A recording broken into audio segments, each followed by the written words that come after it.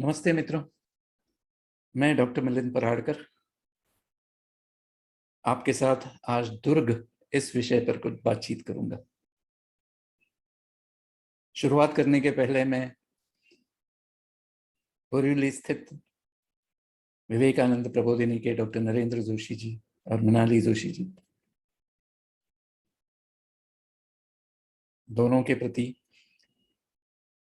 Thanks कहना चाहूंगा कि उन्होंने मुझे यहाँ पर इस व्याख्यान के लिए निमंत्रित किया। हम कहने जा रहे हैं दुर्गों के बारे में। दुर्ग कितना प्राचीन होगा ये शब्द। पाठशाला में पढ़ते हुए हम इस शब्द से पहली मुलाकात करते हैं। राजा शिव छत्रपति जी का इतिहास पढ़ते समय यह शब्द बार बार पढ़ा जाता है। मन की उत्सुकता बढ़ती है और इसी उत्सुकता के तौर पर हम इसके बारे में और पढ़ लेते हैं। कभी कभार किसी कारणवश किसी दुर्ग का दर्शन भी कर लेते हैं। जान पहचान तो हो ही जाती है, लेकिन यह पहचान, यह दोस्ती में कब बदल जाती है इसका तो हमें पता ही नहीं चलता। दुर्ग इस शब्द का प्रयोग लिखित रूप में प्रथमतः ऋग्वेद में पाया जाता है। पत्थरों की दीवारों से घिरे हुए शहरों के शब्द प्रयोग ऋग्वेद में हमें मिलते हैं। और आश्चर्य की बात यह है कि इन्हीं वर्णनों से समानता दिखाने वाले कई शहर सिंधु सभ्यता में उत्खननों में मिले हुए पाए गए। महाभारत और रामायण हमारे इन प्राचीनतम और मानवीय सभ्यता के हर एक पहलुओं को छूने वाले ग्रंथों में इन दुर्गों के कई उल्लेख हमें नजर आते। कौटिल्य अर्थशास्त्र एक महान ग्रंथ में दुर्ग इस विषय को बड़ी बारीकी से परखा गया है। दो स्वतंत्र अधिकरणों में इस विषय की छानबीन की गई है। दुर्गों के प्रकार कितने हैं, कौन से हैं, दुर्गों की रचना किस तरह से होनी चाहिए, उनकी दीवारें, उनके द्वार, वहां पर बसे हुए घर, खंदक, उनकी रचनाएं, उनकी दिशाएं, इन सारी बातों का यथार्थ निराकरण कौटिल्य ने अपने अर्थशास्त्र में किया है। हमारे मनुस्मृति इस प्राचीन ग्रंथ में भी दुर्गों का, उनके प्रकारों का, उनकी आवश्यकताओं का और उनसे मिलने वाली उपलब्धियों का विवरण मनु ने किया। उन्होंने किए हुए इस विवरण के आधार पर हमें तत्कालीन दुर्ग एवं युद्ध पद्धति के बारे में कुछ कल्पना तो अवश्य प्राप्त होती ही है। लेकिन अगर आप सह्याद्री के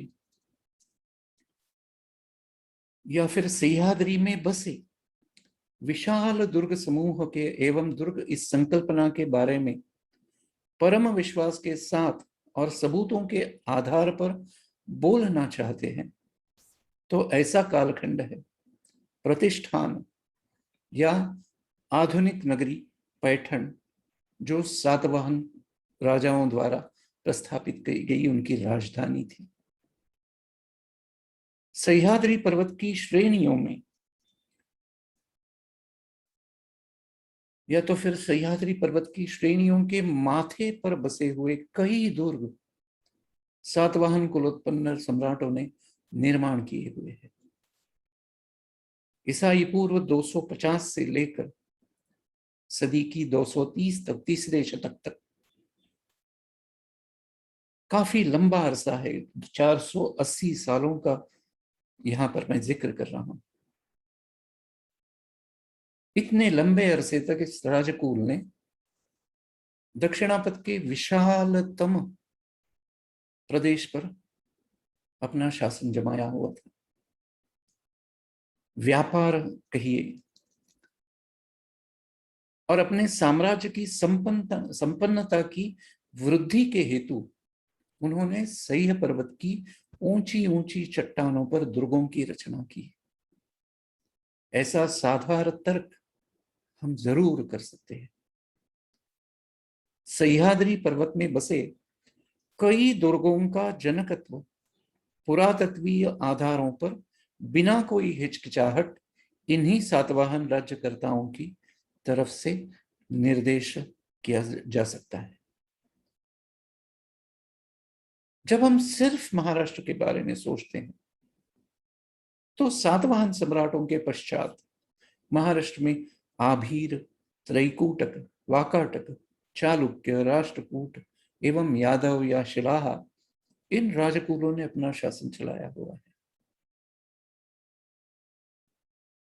कदंब एवं शिलाहारों के इनका भी शासन कुछ समय तक कार्यान्वित रहा है।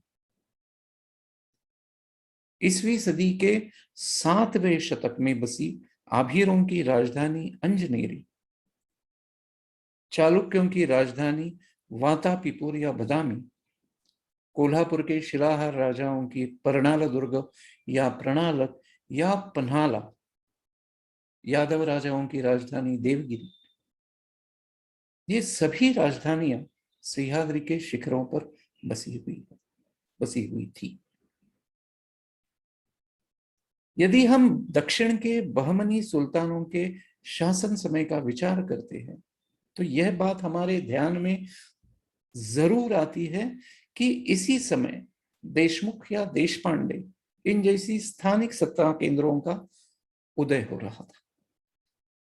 प्रशासनिक कार्य हो या तो फिर आक्रमकों से स्थानिक प्रजाजनों का संरक्षण करना हो, ऐसी दो विभिन्न कार्यों की जिम्मेदारी इन स्थानिक प्रशासकों पर थी। अपने प्रशासन को सुस्थिर रूप देने के हेतु इन प्रशासकों ने अपने इलाकों में छोटी मोटी गढ़ियां बनाई। उत्तरकालीन जो दुर्ग है उनका स्वरूप हम इसी गढ़ियों में ही देख पाते हैं। आदिल शाही राज्यकाल में भी यह गिरिदुर्ग अपना महत्व बनाए हुए थे। सह्याद्री पर्वत की श्रेणियों में इनके शासनकाल में कई दुर्ग थे, फिर भी इनका स्वरूप सत्ता केंद्र के तौर पर कभी दिखाई नहीं दिया, इतिहास के पन्नों में कभी दिखाई नहीं दिया। व्यापारिक मार्गों पर नजर रखने एवं स्थानिक प्रशासन पर दबाव बनाए रखने के हेतु इन दुर्गों का उपयोग आदिल शाही शासनकाल में हो रहा था। केवल दुर्गों पर निर्भर रहकर उन्हीं के आधार पर चलने वाली शासन प्रणाली का उद्भव और विकास होना अभी बाकी था। दुर्ग केंद्रित राज्य पद्धति का उद्भव, विकास तथा परमोच्च उत्कर्ष राजा शिव छत्रपति जी के शासनकाल में ही हुआ है। उनकी प्रशासनिक पद्धति में दुर्गों का असाधारण महत्व है। सातवाहन राजाओं से लेकर देवगिरी के यादव सम्राटों तक इतने सारे लंबे समय में गिरी दुर्गों का महत्व काफी कम हुआ था। गिरी दुर्गों की जगह ली थी अब विशालकाय स्थल दुर्गों ने, चाहे वो बीदर हो, बीजापुर हो, अहमदनगर का दुर्ग हो, सोलापुर, गोलकोंडा, नलदुर्ग, परिंडा आदि स्थल दुर्ग जो है सारे अभी भी अपना महत्व बनाए हुए हैं उनके विशालतम आकारों की वजह से। लेकिन मनुस्मृति में जिसका वर्णन एषाम ही बाहुगुण्येन गिरि दुर्गो विशिष्यते इस तरह से किया था, ऐसे शब्दों में किया था, उन गिरि दुर्गों की दुर्गमता का कोई भी पहलू स्थल दुर्गों में बसी हुई राजधानियों में नजर नहीं आता। महाराष्ट्र एक बात से बड़ा ही भाग्यशाली रहा है। सह्याद्री पर्वत श्रेणियों की करीब 600 मील लंबी कतार, इतना बड़ा फासला महाराष्ट्र के पास है। और उसके साथ है उन्हीं पर्वत श्रेणियों के माथे पर बसे हुए करीब 350 गिरिदुर्ग। ऐसा अनोखापन दुनिया के किसी भी भूप्रदेश में के भाग्य में नहीं है। सिर्फ महाराष्ट्र की ही नहीं, बल्कि सारे भारतवर्ष की राजकीय, कहिए सामाजिक, आर्थिक तथा सांस्कृतिक बुनाई में सह्याद्री और उनकी श्रेणियों के माथे पर बसे इन गिरिदुर्गों ने बड़ा ही महत्वपूर्ण योगदान दिया। सह्याद्री की पर्वत श्रेणियों का प्राकृतिक एवं ऐतिहासिक महत्व वादातीत है, वाद विवादों के परे है। महाराष्ट्र का प्राचीन इतिहास इस प्रमेय को दृढ़ करता है कि जिन जिन राजसत्ताओं ने सह्याद्री की पर्वत श्रेणियों का और उन पर बसे दुर्गों का उपयोग कर अपने अपने राज्यों का विस्तार किया, या तो फिर उनका उपयोग अपनी प्रजा के क्षेम कल्याण के लिए किया, योगक्षेम के लिए किया, उनकी साम्राज्यों ने नई बुलंदियां पाई, नई बुलंदियां छू। शतकों से चलती हुई इस प्रक्रिया के फलस्वरूप दुर्ग केंद्रित राज्य पद्धति का उगम तथा उत्कर्ष राजा शिव छत्रपति जी के शासन के दौरान हुआ, यह ऐतिहासिक तथ्य है, सत्य है। सह्याद्री की पर्वत श्रेणियों में बसे बिहड़ वन, विकराल चट्टाने, कठिनतम रास्ते, इन सारी स्वाभाविक दुष्करताओं का उपयोग कर उसी तरह के दुष्कर युद्ध तंत्र का उगम भी इन्हीं पर्वत श्रेणियों में हुआ है। शिवकाल के दौरान यह युद्ध तंत्र पूर्ण रूप से विकसित हुआ हमें दिखाई देता है, और दिखाई देता है यहाँ के गिरिदुर्गों ने इस विकास के दौरान दिया हुआ अपना योगदान। इसी समय में दुर्गों को एक सत्ता का केंद्र मानना, उनके सहारे लश्करी और सियासती मामलों को निपटाना और ऐसे बहुत सारे सत्ता केंद्रों के आधार पर राज्य शकट चलाना, ऐसी असामान्य प्रतिभा भारतवर्ष के इतिहास में सिर्फ राजा शिव छत्रपति जी के पास, उनके संदर्भ में ही अनुमान लगाया जा सकता है, उनके विषय में ही हम पा सकते हैं। इस तरह की प्रज्ञा के फलस्वरूप शंभू छत्रपति जी के वध के पश्चात औरंगजेब के 25 सालों तक चले आक्रमण के बावजूद राजा शिव छत्रपति जी ने प्रस्थापित किया हुआ यह स्वराज्य इन्हीं गिरिदुर्गों की कारण न केवल बड़े ही वजूद से संभाला गया, बल्कि उसे नई ऊंचाइयां भी दिलाई गई।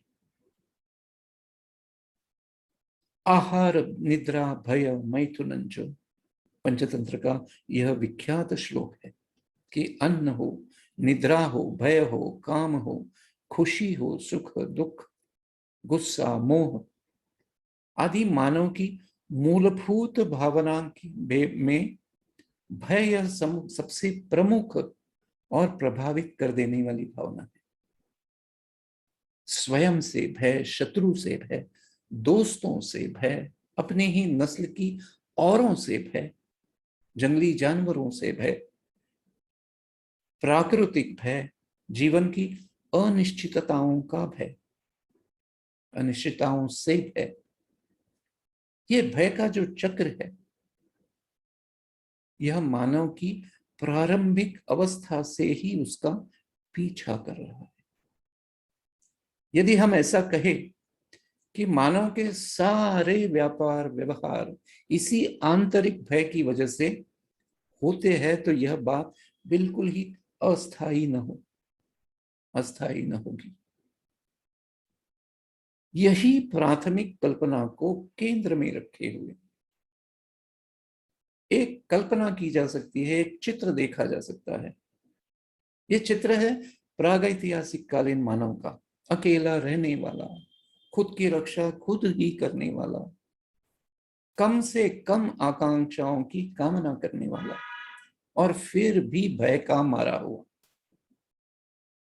अपने आप की हिफाजत खुद ही करनी है, इसी सहज भावना के अनुसार आने वाले हर संकट का डटकर मुकाबला करने वाला, ऐसा प्रारंभिक मानव प्राणी हमारे आंखों के सामने खड़ा हो जाता है।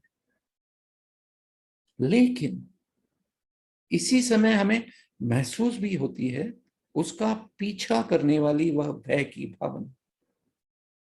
लगता है कि यही उसके मानसिक तथा सामाजिक उन्नयन की शुरुआत रही होगी। मैं और मेरा, और फिर जो मेरा वो दूसरे का कैसे हो सकता है, और यही भावना जन्म देती है जो भी है उसे जान से संभालने की कोशिश की भावना को। इसी कोशिश की भावना, इसी कोशिश की भावना को मैं मानव की प्रगति की नींव समझता हूं। शिकार पर निर्भर कंदमूल या फलों का भक्षण कर अपनी क्षुधा को आहुति देने वाला यह आदिम मानव भविष्य की जरूरतों की भावना मन में उभरते ही उद्यमशील हो गए, उद्यमशील बन गए। अविरत मेहनत के बल पर अपनी बुद्धि का उपयोग कर वह अपनी निजी और सामाजिक प्रगति की एक एक सीढ़ी चढ़ता गया, कभी हठ से, कभी अनजाने में, या तो कभी अपरिहार्यता से वह अपनी प्रगति करता गया। अकेले ने शुरू किए इस यात्रा के दौरान, इस प्रवास के दौरान उसे कई साथी मिले जो बिल्कुल उसी की तरह से निकल पड़े थे। नतीजा बिल्कुल आसान सा था। अकेले की जरूरतें अब सामूहिक हो गई, अकेले का भय भी अब सामूहिक हो गया। उस भावना ने जन्म दिया समूह की हिफाजत की भावना को और उसके लिए लगने वाले मनोबल और निग्रह को। मानव वंश शास्त्र जो है उसकी दृष्टि से मानव की सबसे प्रबलतम भावना है स्वयं रक्षण की। इसका उद्गम भी इसी डर की भावना से ही शायद हुआ होगा। स्वयं के रक्षण के विचार पर सहमति बनते ही छोटी छोटी बस्तियां, नन्हे से गांव आदि की रचना शुरू हुई। इस समय तक मानव किसान बन चुका था जो पहले शिकारी था। साथ रहने के फायदे उसे ज्ञात हो गए थे। फिर खोज शुरू हुई ऐसी जगहों की जहां पर जमीन उपजाऊ है, पास बहती 12 मास बहती हुई नदी है, या तो फिर जल स्रोत है, शिकार के लिए घनीसान जंगल है। ऐसी जगह हो जिससे घूमता फिरता जीवन सुस्थिरता की राह पर आ जाए। जब जब ऐसी जगह मिली तब तब वहां दुनिया भर की सभ्यताओं ने अपने कदम थमा दिए। यह था मनुष्य की उत्क्रांति के उन्नयन का समय। नया सूरज, नई रोशनी, नई दिशाएं, नई आशाएं, नई राहें, नई चिंताएं, और उन्हीं के साथ उभरते हुए नए प्रश्न, और सूझते हुए उपाय और उत्तर भी नए। डर की कोख से जन्मी खुद की संरक्षण की भावना। इस भावना ने जन्म दिया गुफाओं की द्वारों में जलती हुई आग को, घरों के बाजुओं में रची हुई पत्थरों की अनगढ़ दीवारों को, राहों पर बिछाई कांटों की बेलों को, गांवों के शहरों के चौतरफा बनाई हुई दीवारों को, गांव के प्रवेश द्वारों को, तमाम दुनिया के दुर्गों का इतिहास इतना प्राचीन है। आज हमें दिखाई दे रहे उनके स्वरूप की संकल्पना इतनी प्राचीन है। सारी दुनिया के पुरातत्वज्ञ मानते हैं कि इतिहास के शुरुआती लम्हों में तब समय भी दुर्ग शास्त्र बड़ी ही प्रगत अवस्था में था। दुर्ग शास्त्र की इस प्रगति की प्रक्रिया में कुछ मूलगामी फर्क भी थे। विभिन्न देशों में रहे वातावरणीय फर्क, प्राकृतिक साधनों की विविधताएं, उपलब्धताएं, उस प्रदेश का भूगोल और उस भूगोल पर निर्भर करता हुआ राष्ट्र का तथा वहां के समाज का चारित्र्य, इन प्रायः विभिन्न दिखने वाले घटकों का सामायिक परिणाम दिखना बड़ा ही स्वाभाविक था। आपको पता होगा, प्राचीन समय से शहर जो थे, बस्तियां जो थी, बड़ी बस्तियां हम कह सकते हैं उसको, चारों तरफ से दीवारों से घिरी हुई थी। हम इन दीवारों को चहर दीवार या तो फिर गढ़बंदी कह सकते हैं।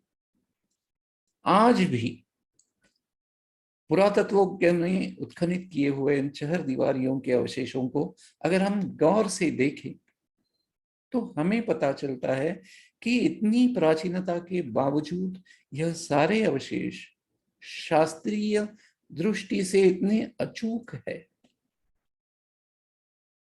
कि शास्त्र की मर्यादा को किस हद तक पीछे खींचा जा सकता है, ऐसा संदेह हमारे मन में पैदा होता है। पुरातत्वज्ञों के अनुसार फिलिस्तीन के करीब दक्षिण पश्चिम की ओर बसे हुए जेरिको सिटी नामक शहर में उत्खनित हुए चहर दीवारों के अवशेष जो मिले हैं, काफी शहर है, एक के नीचे एक दबे हुए 20 शहर है। जो सबसे आखिरी, जो सबसे नीचे जो शहर है, उस शहर में जो शहर दीवार बनी हुई थी, जो गढ़बंदी बनी हुई थी, उसके अवशेष जो है वो ईसवी सदी के पूर्व 9000 साल इतने पुराने हैं। अगर आज के तारीख में देखा गया तो कम से कम 11,000 साल पहले मानव ने शहर दीवारी बनाकर शहर को संरक्षित करने की तालीम पा ली थी। दुर्गों का जन्म जो हम आज के रूप में देखते हैं इतना पुराना है। हमारी जो हड़प्पा सभ्यता है, हड़प्पा सभ्यता कहिए, सिंधु सभ्यता कहिए, सरस्वती सिंधु सभ्यता कहिए, नाम एक ही है, नाम अलग है, जो परिमाण है वो एक ही। तो हड़प्पा सभ्यता की शुरुआत से लेकर हर्षवर्धन के साम्राज्य के अंत काल तक यह भारत के इतिहास कालपट का प्राचीन भारत। प्राचीन भारत इस शब्द का अगर विचार किया जाए तो सिंधु सभ्यता जब पृथ्वी पटल पर अपना सिर उठा रही थी, बल्कि सभ्यता ने जब ही अपने हाथ पैर हिलाने शुरू किए थे, तब भारतीय दुर्गशास्त्र बड़े ही प्रगतिमान अवस्था में था। जगह जगह पर हुए उत्खननों ने इस बात की पुष्टि की है। इसी प्राचीनता के स्रोत का अपने बुद्धि का उपयोग कर और उसे स्थापत्य शास्त्र की जोड़ देकर अनेक विध दुर्गों का निर्माण किया गया। वैदिक वाङ्मयों में इस बात की पुष्टि करने वाले कई संदर्भ हमें मिलते हैं। रामायण हो, महाभारत हो, इन महाग्रंथों के आधार से सामाजिक जीवन प्रणाली, समाज की रचना आदि बातों पर टिप्पणी की जा सकती है। दुर्ग और उनकी संकल्पनाओं का विचार, राज्यांगों में उनका स्थान, उनके उपयोग आदि सभी बातों का परामर्श लेना इन चीजों से काफी काफी आसान हो जाता है, क्योंकि युद्ध का विषय जो है, यह इन पुराणों का केंद्रीय विषय है और स्थानिक लोगों की दुर्ग विषय कल्पनाओं की पहचान हमें यहीं पर मिलती है। हमारे वेदों में दुर्ग के निर्माण के बारे में, उनके उपयोग और उनकी लड़ाइयों के बारे में तथा उनके विनाश के बारे में भी काफी कुछ लिखा गया है ऋग्वेद की संहिताओं में, उनकी ऋचाओं में। ऋग्वेद की अनेक ऋचाओं में पूर्व इस शब्द का प्रयोग हमें बार बार किया हुआ नजर आता है। यह शब्द जो है उसका शायद दुर्ग, गढ़बंदी या गढ़ी इस अर्थ से प्रयोग किया गया है।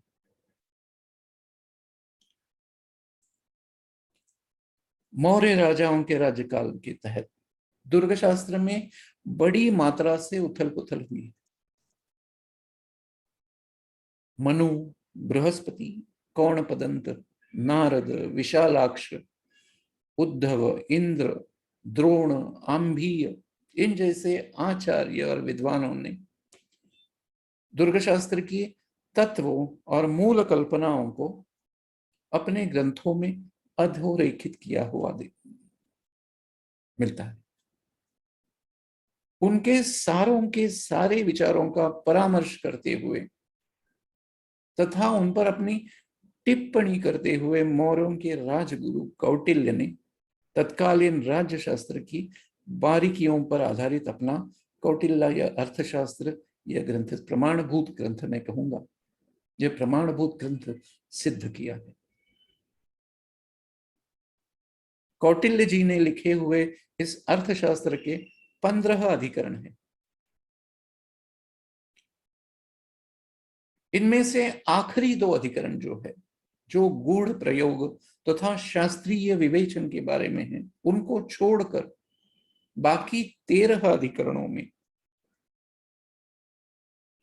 176 प्रकरणों में इतनी बार दुर्गों का परोक्ष तथा परोक्ष उल्लेख किया गया हम पाते हैं। और यह उल्लेख संदर्भित नहीं, यह उल्लेख सीधा है, स्पष्ट है। मौर्य साम्राज्य में दुर्गों का कितना अनन्य साधारण महत्व था, यह बात इस तरह के उल्लेखों से काफी स्पष्ट हो जाती है, स्पष्ट होकर हमारे सामने आती है। मौर्य साम्राज्य के अस्त के बाद आर्थिक संपन्नता का प्रवाह जो था वो काफी मात्रा में दक्षिण भारत की ओर बढ़ता चला गया और इस आर्थिक स्थिति को मदद करने वाले बंदरगाह भी, ये दोनों चीजें एक से एक पक्की तरह से जुड़ी हुई है। दक्षिण में अपना पैर जमाती हुई सातवाहन राजसत्ता ने अपने लिए उपयुक्त बंदरगाहों को निर्माण करना शुरू किया। आर्थिक प्रबलता अगर है तो ही राज्य दीर्घकाल चलता है, यह प्रमेय कालातीत है।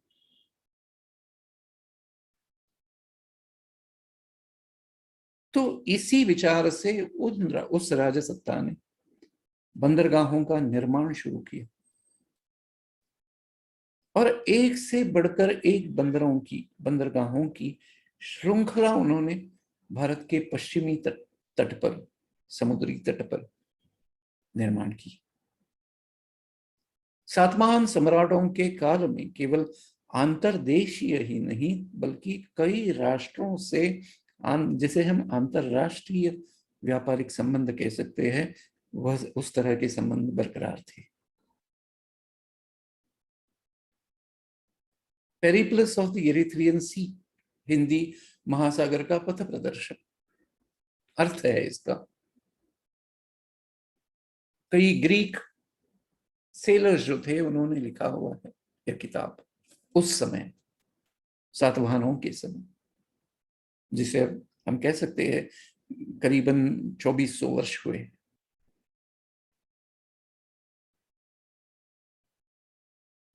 पेरिप्लस शायद पहली शताब्दी का है।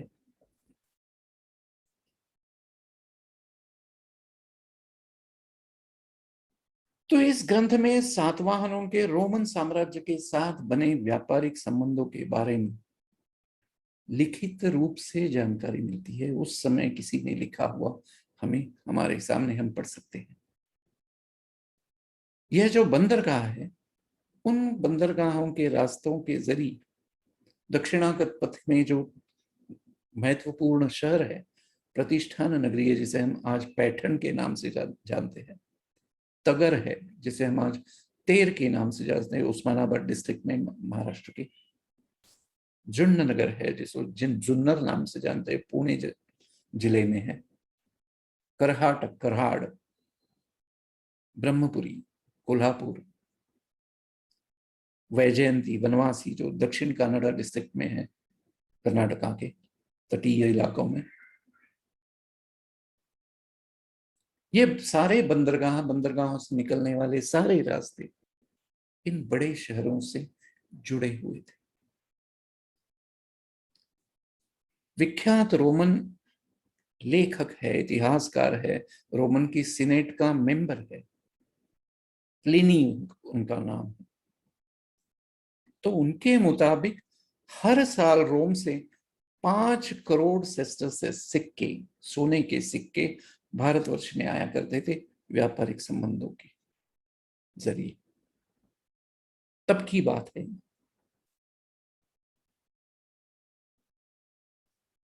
यह जो बात है एक तरह भारतवर्ष के आर्थिक स्थैर्य उस समय के तथा संपन्नता की ओर हमारा ध्यान बटोरती। उस प्रगल्भ राजसत्ता ने व्यापार व्यापारी तथा व्यापारिक मार्गों के क्षेम कुशल तथा संरक्षण के लिए प्रबंध करना बिल्कुल ही स्वाभाविक सी बात थी। यह जो प्रबंध है सिर्फ अस्थायी सेनादलों के रूप में होने से कुछ नहीं हो पाता। इन व्यापारियों का, इन व्यापारी मार्गों का, यह जो संपत्ति चल रही है उस व्यापारी रास्तों पर, उनका संरक्षण करने के लिए जो भी प्रबंध करना था, उसके लिए इन दलों के लिए स्थायी मोर्चों की बड़ी जरूरत थी, जहां रहकर यह दल इन व्यापारिक मार्गों को उचित रूप से संरक्षण दे सके। जो राज्यकर्ताओं ने अपने राज्य में 30 शहर है जो गठबंदी किए हुए शहर है, ऐसे मैं नहीं कहता, प्लिनी कहता है, उस समय का है, दूसरे शतक का। वो कहता है कि सातवाहनों के राज्यों में 30 शहर ऐसे थे जो गठबंदी किए हुए थे। इसमें से थोड़े से नाम मैंने पहले बता दिए, बाकी शहर कहाँ गए सच में पता नहीं। तो जिन राज्यकर्ताओं ने इतने सारे शहर गठबंदी के लिए बनाए, उनके लिए व्यापार तथा राज्य की सीमा संरक्षण के लिए, और ऐसा व्यापार जहां जो उनकी साम्राज्य की नींव है, आर्थिक महासत्ता की नींव है, तो ऐसी सीमाओं के संरक्षण के लिए गिरी दुर्गों का निर्माण करना कोई उनके लिए कठिन बात नहीं थी। सातवाहन राजवंश जो है, सह्याद्री पर्वत की चट्टानों पर दुर्गों का निर्माण करने वाला पहला राजवंश है महाराष्ट्र में।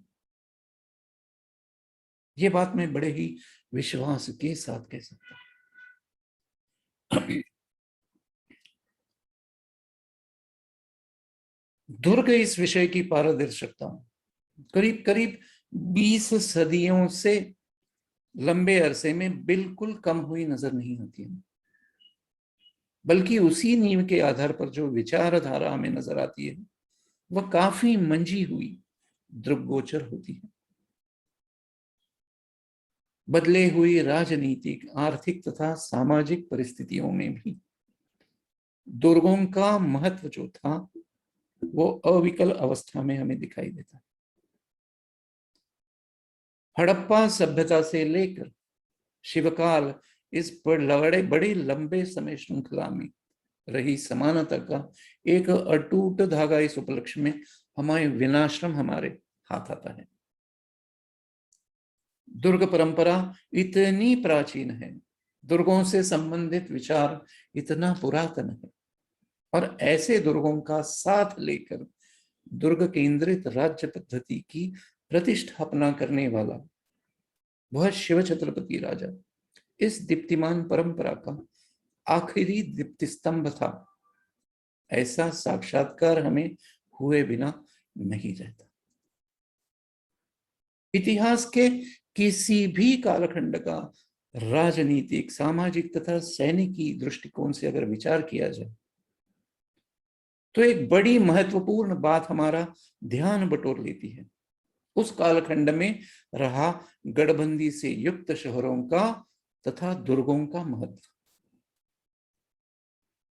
हमारे वेदों से लेकर 17वीं सदी में लिखे गए रामचंद्र पंत अमात्य जी के आज्ञा पत्र तक के समय में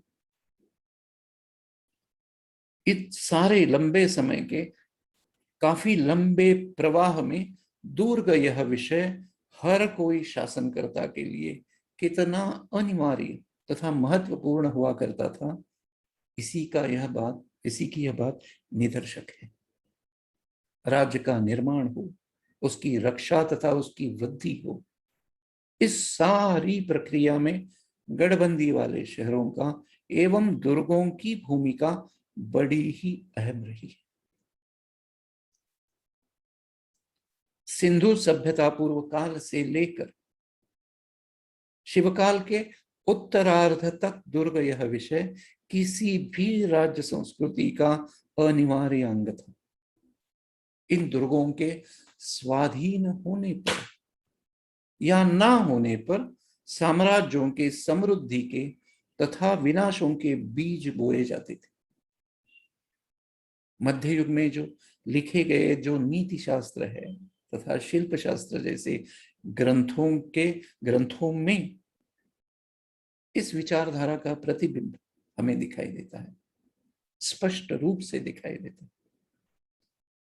जो अभ्यासक है, जो विद्वान है, उनके अनुसार प्राचीन काल से लेकर 18वीं सदी तक या तो फिर 18वीं सदी के मध्य तक जब तक दुर्गों की रचना हो रही थी, तब तक दुर्गों की रचना आचार्यों ने ग्रथित की हुई सूत्रों के अनुसार वही तत्वों तथा मात्राओं के अनुसार ही की जाती थी। कुछ साधारण से फर्क हो सकते थे, लेकिन उसकी वजह थी बदले हुए समय की मांग। हमारे देश में, भारतवर्ष में छोटे बड़े मिलाकर शायद 1500 दुर्ग है जो आकार से बड़े हैं। छोटी छोटी गढ़ियों की अगर मैं बात करूं तो सारे मिलाकर 10-15 हजार तक हो जाएंगे। मैं बड़े दुर्गों की बात कर रहा हूं, विशालतम दुर्गों की बात कर रहा हूं। ये जो 1500 दुर्ग हैं उनमें से आधे 50% दुर्ग केवल दक्खन में है, दक्खन की पठार पर।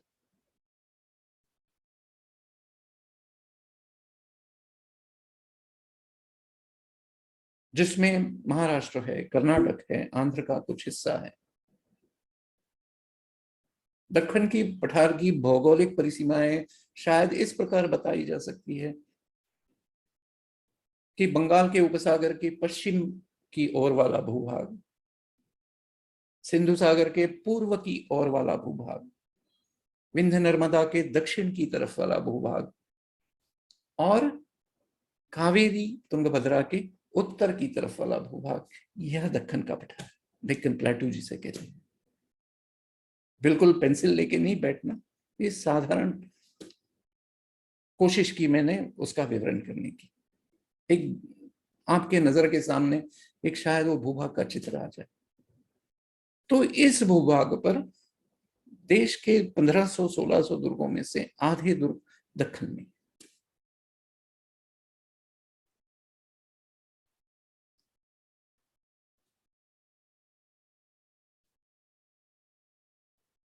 इनमें से 550 दुर्ग केवल अकेले महाराष्ट्र में, इन 750 में से 550 दुर्ग सिर्फ महाराष्ट्र में। और इन 550 महाराष्ट्र के दुर्गों से 350 दुर्ग जो है वो सह्याद्री पर्वत की श्रेणियों के माथे पर बसे हुए, माथे पर रचे हुए हैं। एक दो नहीं, पूरे 350। वह भी गिरि दुर्ग है, जिनको सारे आचार्यों ने दुर्गोत्तम इस विशेषण से बखाना है।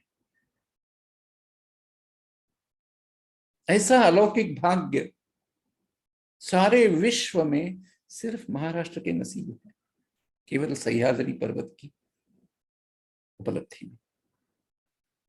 एक दूसरी कल्पना हम कर सकते हैं, अंग्रेजी में कहते हैं एज द क्रो फ्लाइज।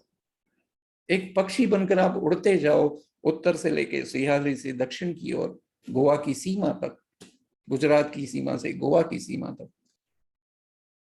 तो आप जब उड़ते जाओगे तो हर किलोमीटर 2 किलोमीटर के अंतर पर आपको एक दुर्ग दिखाई देगा। ऐसा जो क्लस्टर है, इतना समूह दुनिया में किसी भी देश के भाग्य में लिखा नहीं।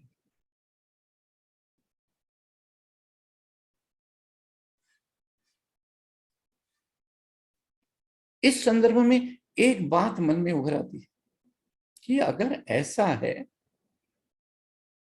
तो फिर सिंधु सभ्यता में रचे जो सिंधु सभ्यता के दुर्ग या दुनिया भर में रचे हुए समकालीन दुर्ग और उनके वर्णन करने वाले वेदों जैसे जो साधन थे, जिन्हें हम प्राचीन कह सकते हैं, ऐसे कौटिल्य अर्थशास्त्र जैसे लिखित साधन, शिल्प शास्त्रों पर आधारित ग्रंथ, इन सारे अक्षर साहित्यों में गिरि दुर्गों की अजेयता का, उनकी दुर्गमता का जो साक्षात्कार बताया गया है हमें, उससे तो ऐसे प्रतीत होता है कि न केवल दुर्ग निर्माण बल्कि पत्थरों से रचे गिरि दुर्गों के निर्माण की मानसिकता तथा निपुणता उस समय भी काफी बड़ी मात्रा में उपलब्ध होगी, अन्यथा ऐसे ग्रंथ तथा दुर्गों का निर्माण हो ही नहीं पाता।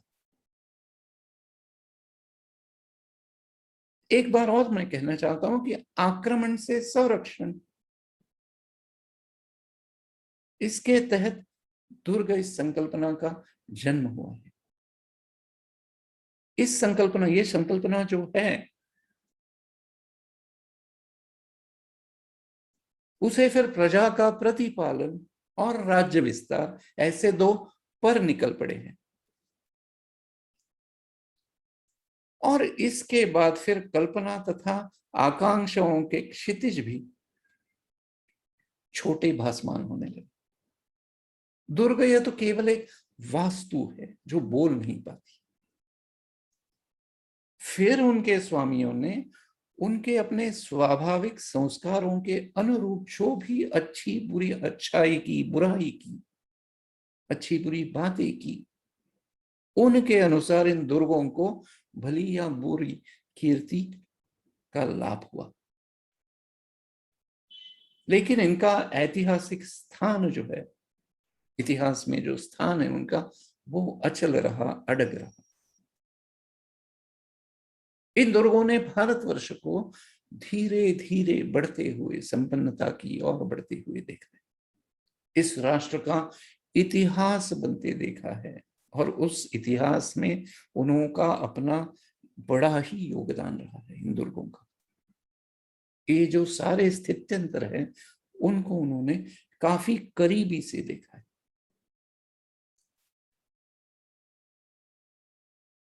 रामचंद्र पंत अमात्य जो है, शिव छत्रपति जी के अमात्य है, अमात्य रहे हैं। 24 साल की उम्र के बावजूद शिव छत्रपति जी जैसे विचक्षण राजा के अमात्य बने हुए हैं। और उनका जो अष्टप्रधान मंडल है उसमें क्रमांक 2 के मंत्री है, जिसे हम रेवेन्यू मिनिस्टर या तो महसूल मंत्री कहते हैं। काफी ऊंची पोस्ट है। आप कल्पना कर सकते हैं, शिव छत्रपति जैसा राजा 24 साल के लड़के को अमात्य बना देता है, उस लड़के की कैलिबर कैसी होगी। तो उन्होंने एक छोटी सी किताब लिखी है 1717 में। उस किताब का नाम है आज्ञापत्र या आज्ञापत्र। मराठी हूं तो आज्ञापत्र ऐसे आया शब्द मुंह से। तो रामचंद्र पंत जी कहते हैं कि दक्षिण में इदल शाही, कुतुब शाही तथा निजाम शाही ऐसे महापराक्रमी, हर एक दृष्टि से समृद्धि की ऊंचाइयों को छूने वाले राज्य। वो जो मराठी जो टेक्स्ट है उसका मैं हिंदी तर्जुमा बता रहा हूं।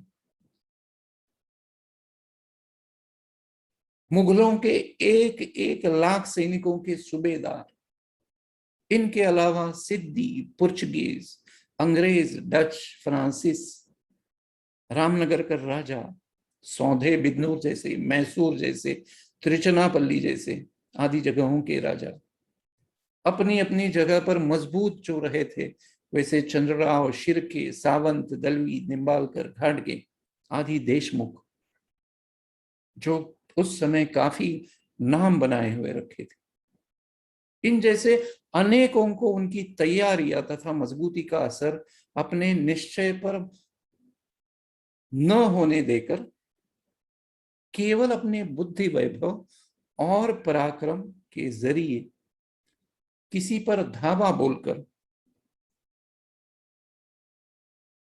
किसी को युद्ध कर गिरा दिया, किसी को कलह के घाट उतार दिया, किसी के मित्र भेद किए, किसी को डेरे में घुस कर मारा, किसी को अकेला बनाकर उसको परास्त किया, किसी के साथ दोस्ती की,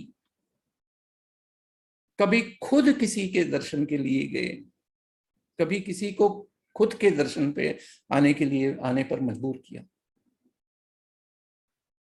जिस पर इन सारे प्रयत्नों के बावजूद भी हावी होना मुश्किल हुआ, उनके राज्यों में जबरन घुसकर दुर्गों का निर्माण कर परास्त किया।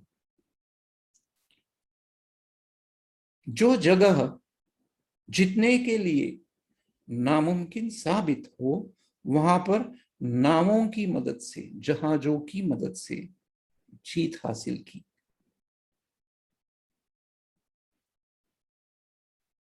आपको पता होगा, नेवी बनाने वाले मध्ययुगीन राजा है शिव छत्रपति जी। चालुक्यों के बाद 1100 साल के बाद किसी ने अपनी नेवी बनाई हुई हमें नजर आती है। इतिहास के पन्ने अगर हम सच्चे इतिहास के पन्ने अगर हम पलट कर देखें तो ये हमें आज तक कभी सिखाया नहीं किसी ने, किताबों में बताया नहीं किसी ने। तो वहां पर नावों की मदद लेकर उन्होंने जीत हासिल की। मतलब है जल दुर्गों का निर्माण किया, जो पानी में रहते ऐसे दुर्गों का निर्माण किया।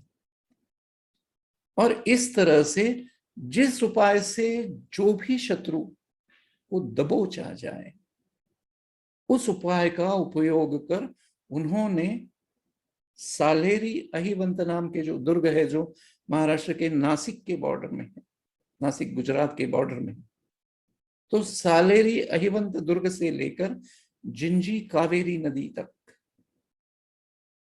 उन नदियों की वादियों तक जो आज तमिलनाडु में है, कंटक रहित राज्य, सैकड़ों दुर्ग तथा कई विषम स्थलों पर अपना निशान लहराया शिव छत्रपति जी ने। 1 लाख अश्वारोही, 2 लाख पदाति, करोड़ों का राजस्व, मूल्यवान हीरे जवाहरातों का कोई हिसाब ही नहीं कहिए, तथा ऐसी सारी संपत्तियों को संपादित किया, देशवासियों का उद्धार किया, सिंहासनाधिष्ठित होकर छत्र धारण कर खुद को छत्रपति कहलाया,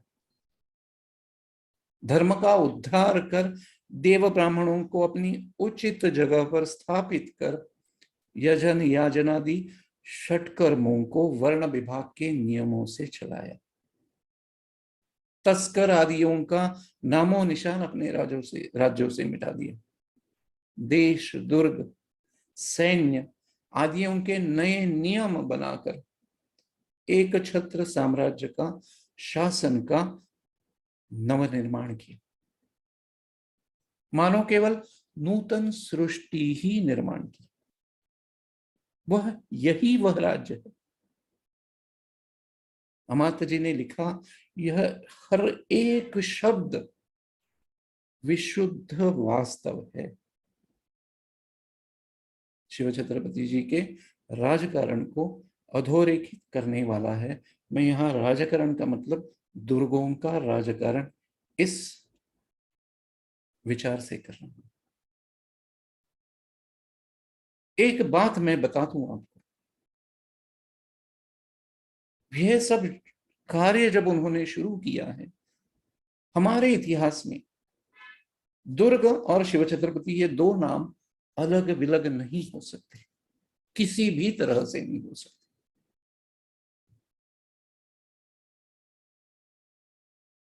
सन 1645 में लड़का 15 साल का था, तब उन्होंने पहला दुर्ग जीता था।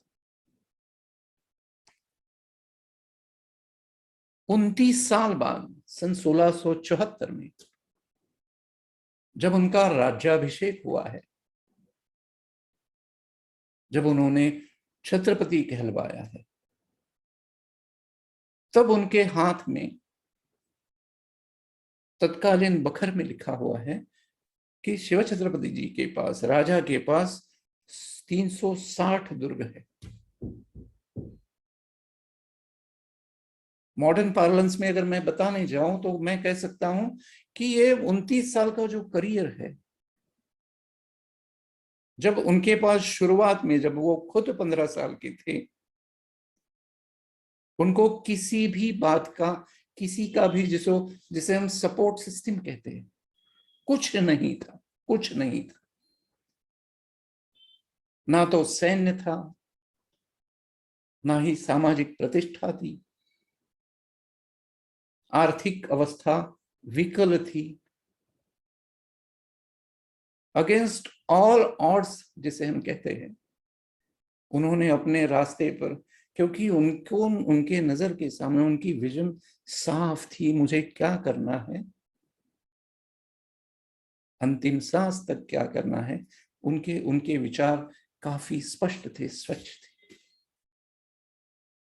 यहां से शुरुआत कर जब 29 साल के बाद उनकी खुद की उम्र जब 44 साल की थी, जब उनको राज्याभिषेक हुआ, तब उनके पास 3 लाख सेना थी। जहां पे शुरुआत में 29 साल पहले 500-600 लोग, जिसे हम सेना नहीं कह सकते, ऐसी शुरुआत कर जब राज्याभिषेक हुआ है, ये जो स्थित्यंतर है, जो प्रवास है, अचंभित कर देने वाला। ये सारी बात कहने की जो नींव है, जो जड़ है, जो विषय है मैं बात कर रहा हूं, वो विषय है दुर्ग का विषय। शिव छत्रपति जी का चरित्र जब आप पढ़ते हो और उसमें से दुर्ग यह विषय जब आप निकाल लेते हो, तो फिर लगता है पीछे मुड़कर देखने के बाद कि दुर्ग के बिना उनका अस्तित्व था ही नहीं। इस व्याख्यान के दूसरे भाग में मैं शिव छत्रपति जी के दुर्ग व्यवस्था की विषय पर बात करूंगा। तब तक के लिए आप सभी को धन्यवाद।